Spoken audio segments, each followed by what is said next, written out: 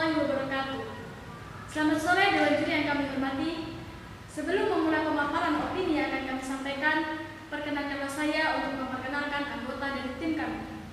Saya Adinda Henasari sebagai pembicara pertama yang bertugas memperkenalkan anggota dari tim kami serta memaparkan opini serta memaparkan definisi dan poin-poin penting dari opini yang akan kami sampaikan. Selanjutnya, pembicara kedua kami yaitu Putri Khilafah yang akan memaparkan argumentasi untuk memperkuat argumen-argumen pada sila Pancasila yang pertama dan yang kedua. Berikutnya, pembicara ketiga kami yaitu Fatimah Izzatulnisa Hafid yang akan menyampaikan argumentasi pada sila Pancasila ketiga, keempat, dan kelima. Baik, opini yang akan kita ambil di kesempatan pada hari ini adalah penerapan nilai-nilai Pancasila dalam kehidupan bernegara, di mana opini ini kita ambil mengangkat dua kata kunci yaitu Pancasila dan kehidupan bernegara. Seperti yang kita ketahui, Pancasila merupakan pilar ideologis negara Indonesia. Ia merupakan ruh bagi setiap warga negara Indonesia. Sedangkan kehidupan bermasyarakat merupakan cara atau tatanan hidup untuk menumbuhkan kesadaran sebagai warga negara Indonesia. Sebagai ideologi bangsa, Pancasila memiliki peran yang sangat penting. Karena Pancasila juga yang menjadi penggerak bagi seluruh bangsa Indonesia ini. Dan karena itulah pengamalan nilai-nilai Pancasila dalam kehidupan sehari-hari sangatlah penting. Pancasila sendiri memiliki kedudukan yang sangat tinggi. Ia merupakan sebuah dasar bagi negara Republik Indonesia ini. Dengan adanya kehadiran Pancasila, bangsa ini menjadi utuh dengan adanya tujuan dan cita-cita yang sama. Berikut penerapan nilai-nilai Pancasila dalam kehidupan bernegara. Selanjutnya akan disampaikan oleh Putri Khilafah. Baik, terima kasih atas kesempatannya. Di sini saya Putri Khilafah yang akan memaparkan Pancasila dalam sila pertama dan sila kedua. Sila pertama yaitu ketuhanan yang Maha Esa. Dalam sila ini mengandung makna bahwa bangsa Indonesia memiliki hak kebebasan untuk menganut agama dan menjalankan ajaran sesuai ajaran agamanya. Hal ini diharapkan untuk mewujudkan kehidupan yang selaras, serasi, dan seimbang antar sesama manusia, antar bangsa, dan antar sesama makhluk ciptaan Tuhan lainnya. Dalam konteks ini sangat berhubungan erat dengan keempat sila yang ada dalam Pancasila, karena ini mencerminkan beragam perbedaan yang ada di negara kita. Nilai ketuhanan sendiri memiliki unsur yang mengandung dua bentuk, yaitu bentuk kepercayaan dan bentuk ketakwaan. Bentuk kepercayaan dapat diwujudkan dengan adanya rasa yakin dan pengakuan atas adanya Tuhan yang Maha Esa. Sedangkan bentuk ketakwaan yang dimana pada bentuk ini dapat kita terapkan dengan adanya kebebasan bagi setiap warga negara untuk memeluk agama yang telah diyakininya. Hal ini sesuai dengan penerapan Undang-Undang Dasar 1945 pada pasal 28E ayat 1 yang berbunyi bahwa setiap warga negara bebas memeluk agama dan beribadah sesuai agamanya. Seperti yang kita ketahui bahwa agama di Indonesia bukan hanya satu, tetapi ada 6, yaitu Islam, Protestan, Katolik, Hindu, Buddha, dan Konghucu. Menurut saya, keadaan seperti ini tidak menurunkan rasa toleransi yang seharusnya sudah ada dan dimiliki oleh warga negara Indonesia. Tetapi mirisnya, banyak sekali penyimpangan dalam sila pertama ini.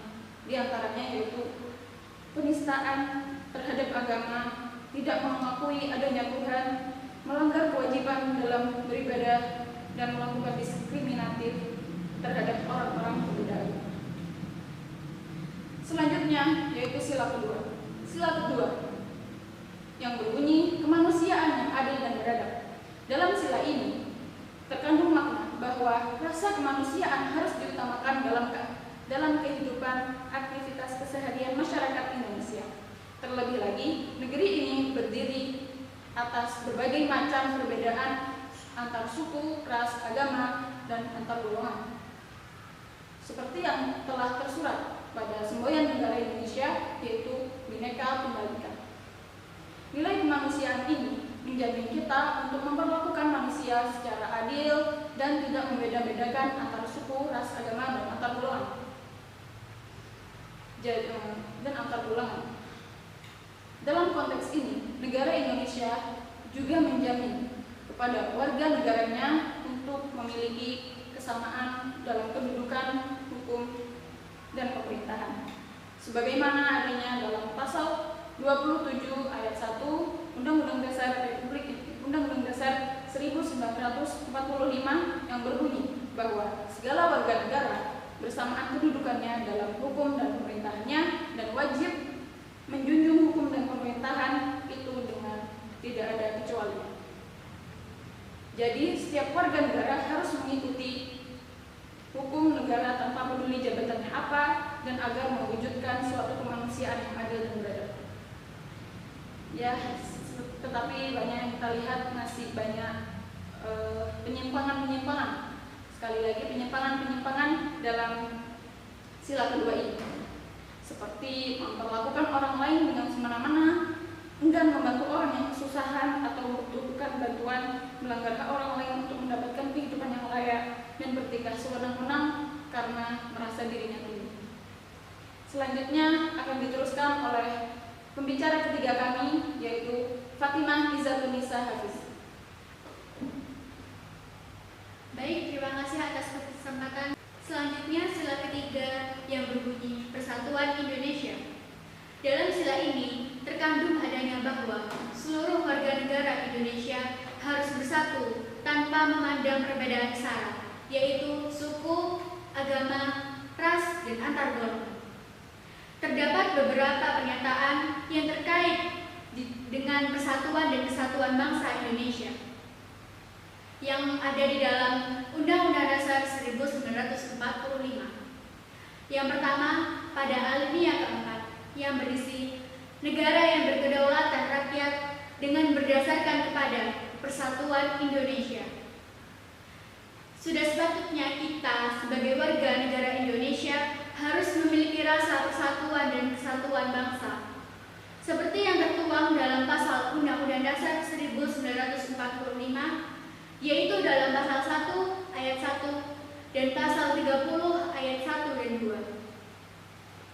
Kita sebagai generasi penerus bangsa harus selalu siap untuk menjaga keutuhan NKRI agar persatuan dan kesatuan bangsa ini tetap terjaga. Selanjutnya sila keempat yang berbunyi kerakyatan yang dipimpin oleh hikmat kebijaksanaan dalam permusyawaratan perwakilan. Pada sila ini dapat dibuktikan bahwa kekuasaan tertinggi itu berada di tangan rakyat. Dan pada sila ini membuktikan bahwa nilai musyawarah itu sangat-sangatlah penting. Karena di dalam musyawarah itu sangat mengutamakan kepentingan bersama daripada kepentingan pribadi dan golongan.